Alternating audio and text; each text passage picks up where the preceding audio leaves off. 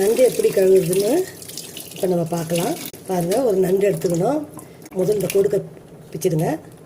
ரெண்டாவது இது பாருங்கள், இந்த ஓரத்தில் இருக்கிறதெல்லாம் பிச்சிடுங்க. இது கையிலே நம்ம கையிலே பிச்சிடலாம் ஈஸியாக. நண்டு எப்போவுமே நீங்கள் கிரேவியெல்லாம் ரெடி பண்ணிவிட்டு கடைசியாக ஆகுங்க. முன்னாடி ஆஞ்சி வச்சிங்கன்னா சல்லையாகிடும். எடுத்துடுறேன். இது பாருங்கள், இந்த இடத்துல ஒரு முக்கோணமாக வருது பாருங்கள். இந்த முக்கோணமாக இருக்கிற இடத்துல இப்படி பிரிச்சிங்கன்னா வரும். இதை கை வச்சு இப்படி எடுத்துடலாம். இந்த ரெண்டு ஆயிடுச்சு. ஆனோடனே இது பாருங்கள், இது உள்ளங்க இதெல்லாம் இருக்குது பாருங்கள். இதெல்லாம்